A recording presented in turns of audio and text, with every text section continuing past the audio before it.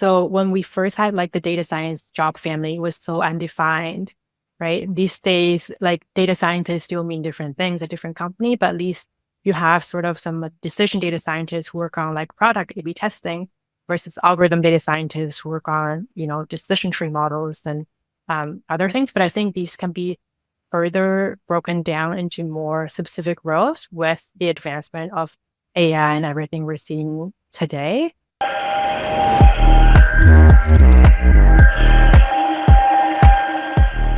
Welcome back to the Data Bites podcast, everyone. I have an incredible guest with me here today, Maggie Ma. She is a data science writer for Towards Data Science, which is one of my favorite publications to read and catch up on what's happening in the data science industry. But she's also a freelance data scientist and a content creator. And so I'm really excited to have this conversation with her because if you're interested in doing your own freelance work or want to dive more into content creating, this will be a wealth of information. So, Maggie, thank you so much for taking the time to be on the Data Bites podcast with us today. So, your background spans various data roles before you broke out on your own and started doing your own thing. I want to take it back a little bit. What initially drew you to the field of data science in general, and how has kind of your diverse experience along the way shaped your kind of view of the field? Of course, lady. Thank you so much for inviting me. Yeah. So I never really had the title data scientist in mind when I was after taking back all the way to college. When I was choosing my major, I was able to have double majors in university. So was double majored in statistics and human geography. And statistics was something that I was very good at. My father said I should do I should do something with that. So I was like, okay. And then the other one, human geography, is something that I'm actually very passionate about.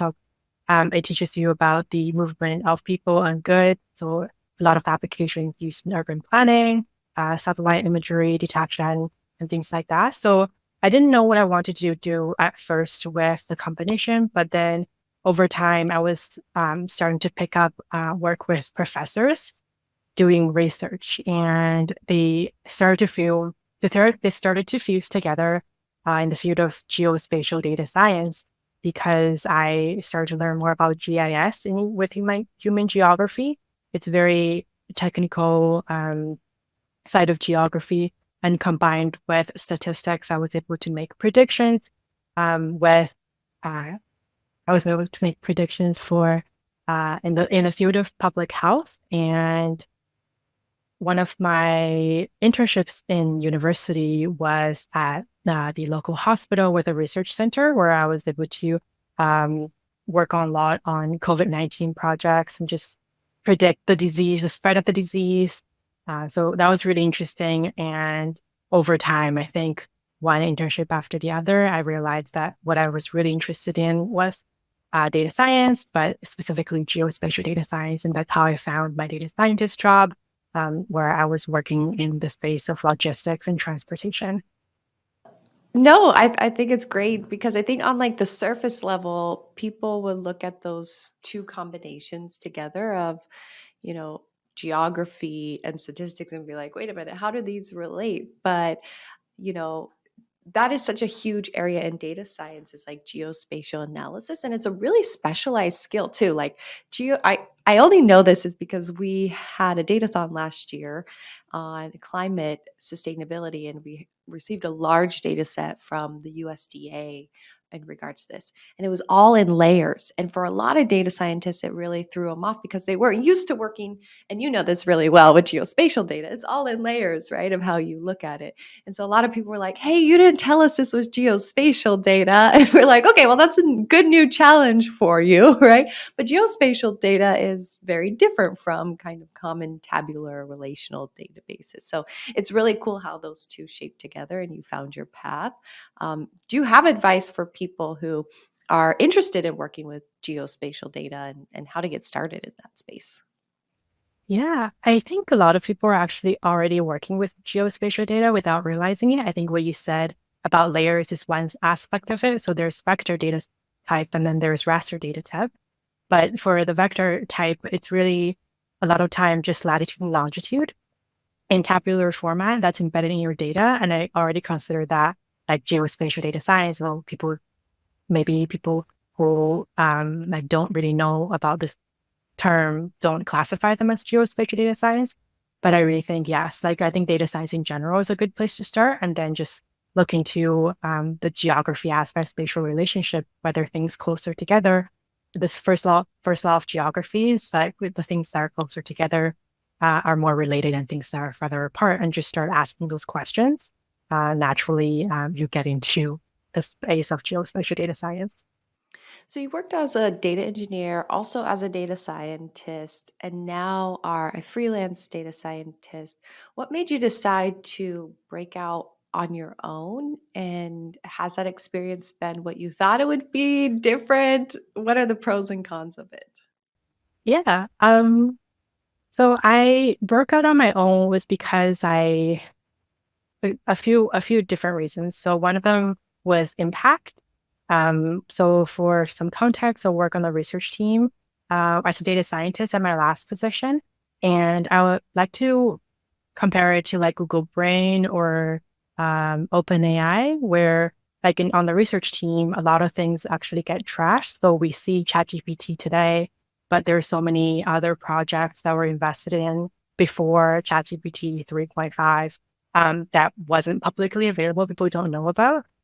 So that feel like that's what happened in my position, where a lot of the projects that I was working on ended up getting trashed or shelved. And I think it was affecting me a lot in the day to day in terms of whether I'm actually making an impact and helping, society. And then at the same time, I started sharing my data science journey on Instagram.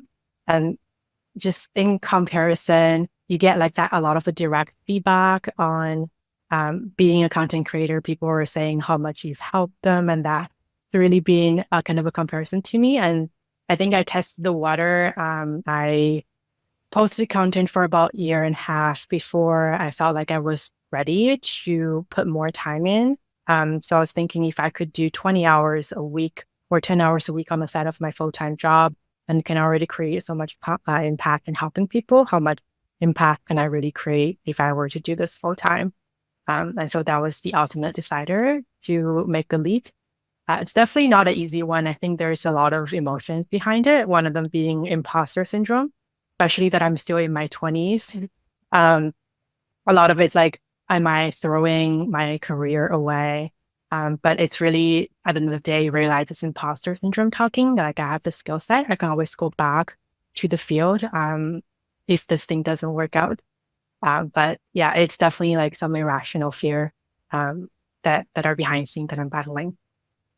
Yeah, I love what you mentioned on the research side because I think, particularly within AI and ML, a lot of people want to get into the research side, right? We see things like what Google Brain and Google DeepMind and OpenAI and they put out, and just as you rightfully mentioned, we see the success, right? We don't see the hundreds of tries that happen that didn't get you to that point. And unfortunately, research does have a lot of failure in it as well. And I think that's something to keep in mind for individuals who want to get into that position. If you need that immediate feedback, right, that may not be a good path to go down, but definitely worth exploring. And I love how you found just the signs of the positive feedback from content creation as a way to take the sign of like, hey, this may be my new career path, and push through the fear of imposter syndrome, right? I mean, that's something that comes up so often, I feel like, in the tech industry, because there's so much new tech coming out all the time. We always feel like we don't know it all and we should know it all, right? I mean, I think all of us have been where like we've been in a room where like the monitor won't work and people are like, well, you guys are the tech team, right? You're supposed to, and it's like totally different. Like I know nothing about that side of it, right? It's a very broad sphere, but we have almost this pressure on ourselves to know everything about anything in technology. And so I'm curious, how do you overcome that imposter syndrome, right? You talked a little bit about it, like even just, you have an amazing career of all these different roles, graduate degrees, fantastic universities that you've went to, and yet even breaking out on your own, you felt that imposter syndrome. How do you get over it on a day-to-day basis, or maybe not even get over it, but even learn to live with it?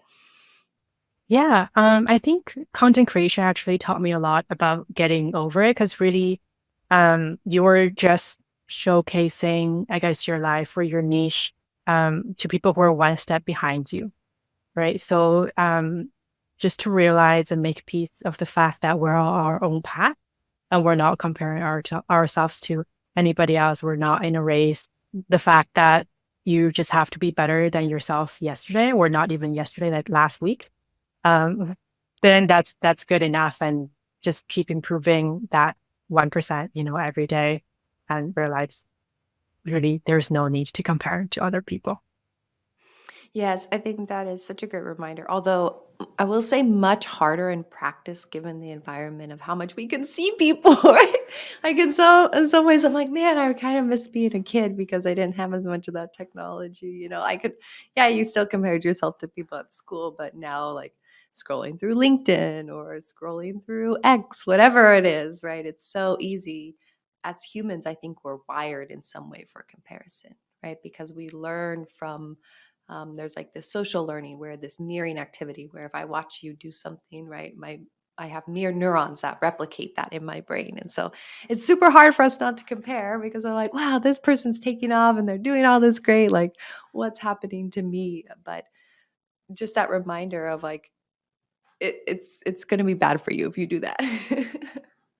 Yeah, and that's why I'm trying to share more of sort of some of the not so glamorous things as well on camera, like on my social media, because like it's not all good. Like quitting your job and become entrepreneur is freeing and glorified on social media, but there are definitely the good days and bad days and in between days.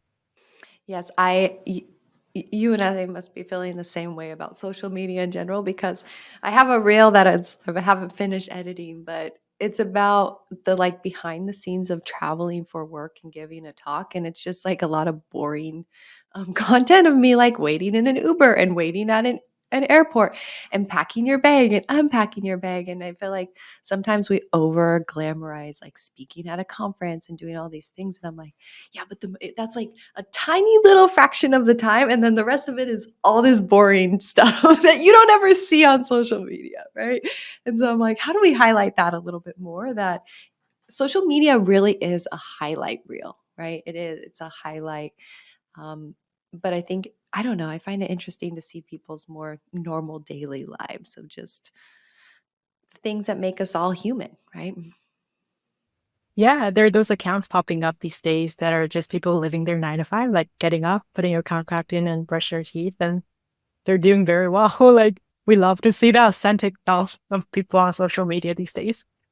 Yeah, I think that's such a good reminder too for others of like, you know, I have a friend recently asked me, like, oh, don't you think somebody's created in this niche before? And it's easy to think that there isn't space for you to come out and have your voice, whether that be through content creation or your own freelance work. But like, there's always a new perspective. And it's amazing how much we need that new perspective. So, I mean, you've created an amazing community on social media. What advice do you have for others who want to build that strong online presence in the field?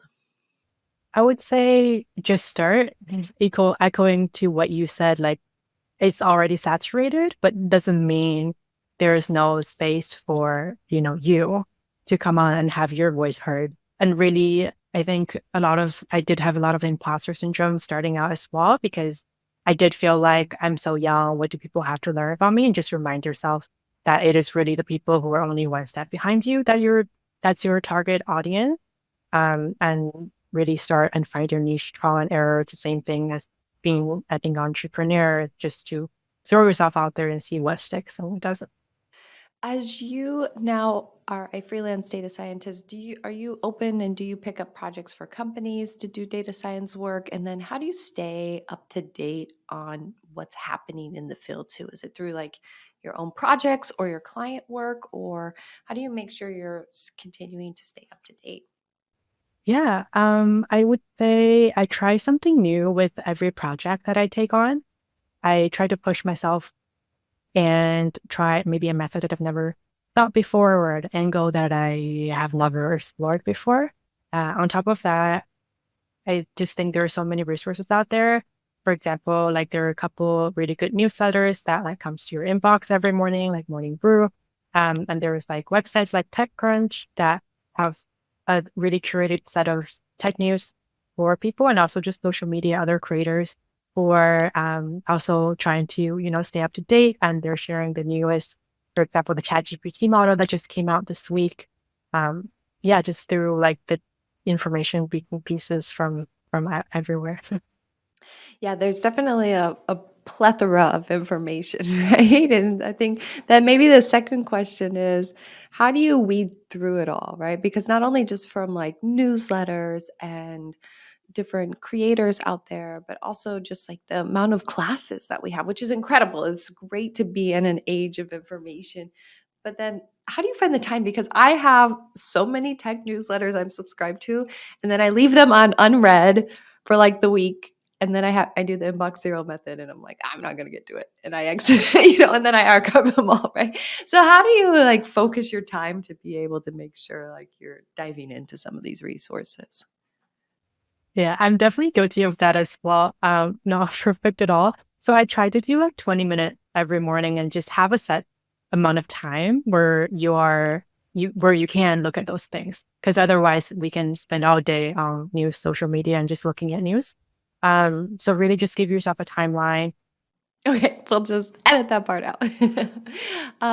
Perfect. So, another question I have is in regards to like making your own career journey, right? So, you went from a research analyst to a data engineer to a data scientist. Were each of those career moves, and I'm using for those not watching, like air quotes, planned, or was it just like a natural progression of what you felt should be next? They are definitely not planned, I would say. It's really a combination of what was available at the right time, on top of what question that was interested in solving. So it was never about like a job title. Okay, like you can probably tell from my history for professional jobs that it kept changing. It wasn't about like the title. It was about what problem I was solving at each position and what interested me. So that was the right position at the right time. And for those who are interested in like shifting within the data, like I'll call like the data family of jobs, what advice do you have for them, right? Maybe they want to switch from a research analyst or an analyst to an engineer or a data scientist. What advice do you have for people who you're still in the same job family, but it's still a little bit of a different skill set?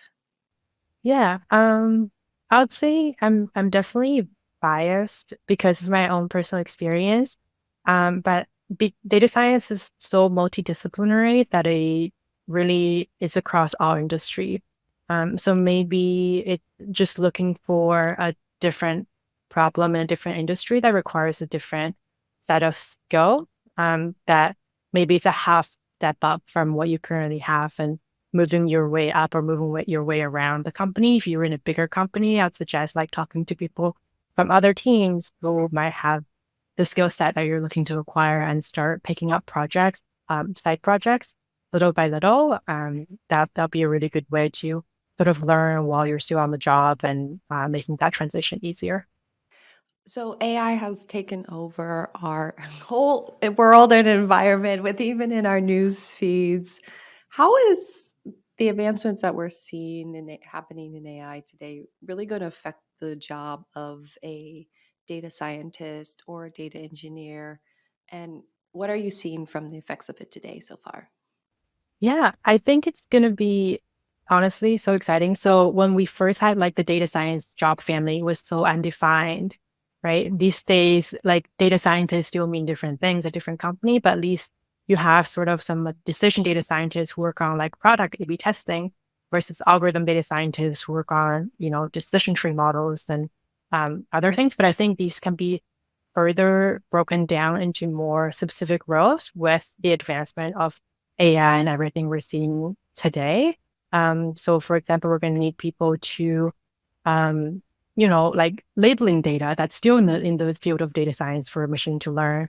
and we're going to need people to tune specifically the hyperparameters. So I feel like all the barrier of entry is actually going to be lower just because of the amount of possibilities that AI is creating.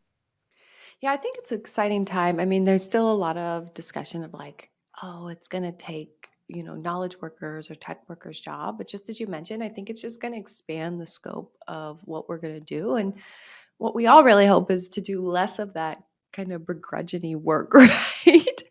I mean, if it could just solve the cleaning of data, I think everyone would be all happy all the time, or all the different data types that we deal with. But in the short term, I think, from my own experience, just using it to help solve bugs or when you get stuck with any kind of coding problem is just incredibly helpful. I mean, even things like Stack Overflow were helpful, but it was kind of like piecemealing it together, right? Okay, like this kind of answers my question and this kind of does. And maybe if I combine it together, it will work. And it never really worked, but we kept trying anyways, right? But now to have something where you can just be like, tell me what's wrong with this, code, and to have it pointed out, I think hopefully opens the market for more people to come in the space. Yeah, I still remember the day I tried ChatGPT for the first time to debug my code and asked them why it's not working. That was a day that I will not forget. I don't really go on Stack Overflow anymore.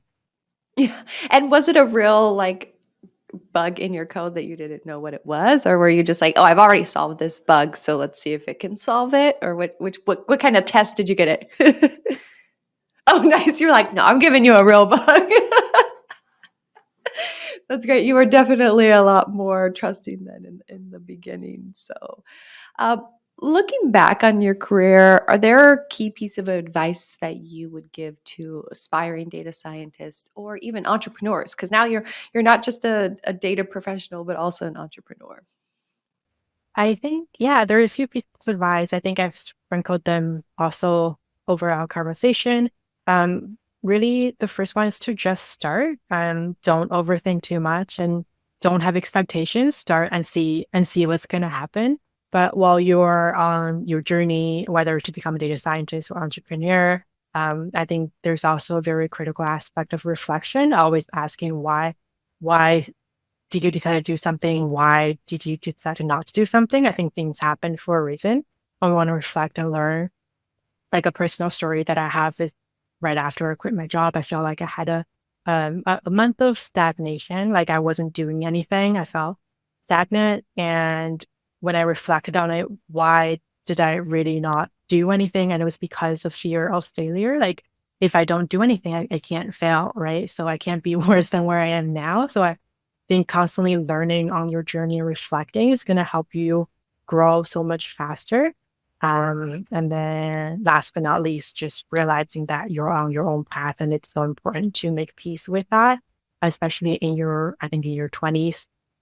There was so much societal expectation that you're getting the dream job or like a perfect career, dream career. But really, I feel like 20s is time for exploration and you're not looking for your dream job, but you're really just acquiring a set of different skills that will define your career later because we're still working for going to be so long after that 30, 40 years. Right now, it should be really driven by, am I learning? Am I growing? And questions like that. No, I think that's really good advice, particularly for kind of in the beginning of your career. I look back now and I'm like, what was I rushing for? And I'm probably still rushing now too, right? I bet in another 10 years, I'm also going to be like, what was I rushing for? Right. Um, but I think that's a great piece of advice. In terms of looking out into the horizon, what's next for you? How do you hope to see your business grow and just grow personally in the next 5 to 10 years? Yeah. Well, 5 to 10 years is a very, very long horizon right now. So maybe like one, 2 to 5. There we go. Okay. So right now I am being consistent on social media, but I'm also trying to build my own AI startup.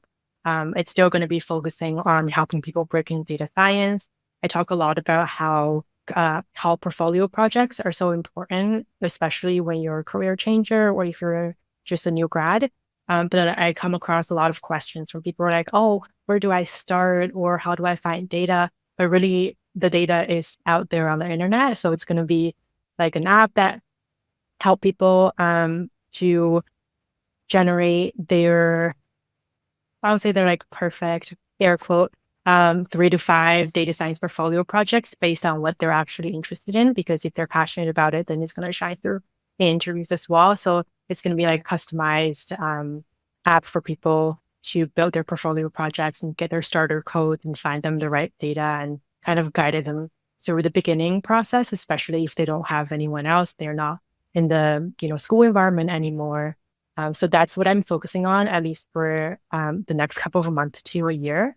And then what's going to happen after that, I'm not so sure, but I definitely still want to advance in the field of data science and just really see where this takes me.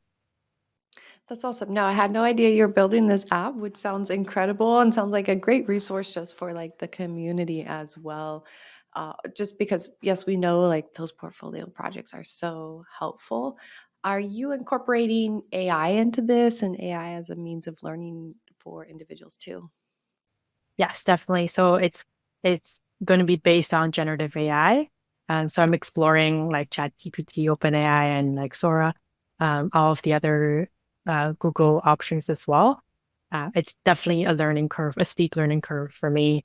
I'm sharing my journey as I learn as a data scientist trying to build an app. Good luck with that. So Yeah, this is back to where there are so many different roles and areas in technology, right? Just as you mentioned, like, yes, you've worked as a data engineer and data scientist, but building an app is completely different, right? And so there's always still so much further that we can learn and grow. And um, when can individuals expect, or do you have a target release date for this app? yeah, so the waitlist is already open. I definitely feel like I'm a marketing person deep down in my heart. So I do have a website. It's called portfoliomethod.io and the waitlist is open. So I do plan on releasing the beta version in the next few months. So we're looking at fall of 2024. And then I'll send out email to all of the people who are on the waitlist to be like beta testers and help me and help them get better together. And then before I officially releasing it, hopefully like this year. That's incredible. So I highly encourage everyone to go. It's portfoliomethod.io. Is that correct? Awesome. So encourage everybody to go check that out and then sign up for the wait list because it's super cool. You can be along and part of the journey and be a beta tester, which I think is always really fun when you feel like you get to give feedback and be in those product development cycles. So one, kudos to you. Congratulations for going on this journey. And I can't wait to see all the success that it will bring. And most importantly, the individuals that it will be able to help through this. Thank you so much, Sadie. I'm really excited about that. Well, that wraps us up for today. I just again want to say thank you for taking the time to come in and speak with us. Your journey is so inspiring. I think that there are so many areas that others feel similar to and what you've overcome in your career and continue to push yourself, learn more, challenge yourself, fight the imposter syndrome we all have every day and are out there supporting the community and doing great things. So thank you for all that you do, Maggie. And I look forward to staying in touch and seeing when the app launches. All right. And a big thank you to our listeners. Remember to stay curious and keep learning. And we'll catch you next time on the Data Bites podcast. Goodbye, everybody. If you are enjoying the conversations you are hearing today, we encourage you to continue to be a part of the conversation and join a community of like-minded, extraordinary women. With our free community membership, you're stepping into a realm where learning, networking, and growth are at the heart and soul of what we do. Connect with Women in Data's global community and network with our chapters all for free. But why stop there? Upgrade your membership with a special offer for Data Bites listeners by getting $20 off a pro membership, in which you'll receive access to over 300 classes, leadership training, and exclusive events. If you're interested in mentorship and networking, we've got you. From monthly thought leadership webinars to exclusive networking events and a diverse on-demand mentorship program, the connections you'll make here are boundless. Join us and be part of a vibrant network. Dive into our book clubs, growth groups, and industry-focused gatherings. Women in Data is not just a community, it's a movement, a place where innovators, changemakers, and leaders come together to shape the future. Visit womenindata.org to join or use the special discount code in the show notes. Together, let's drive change one data byte at a time.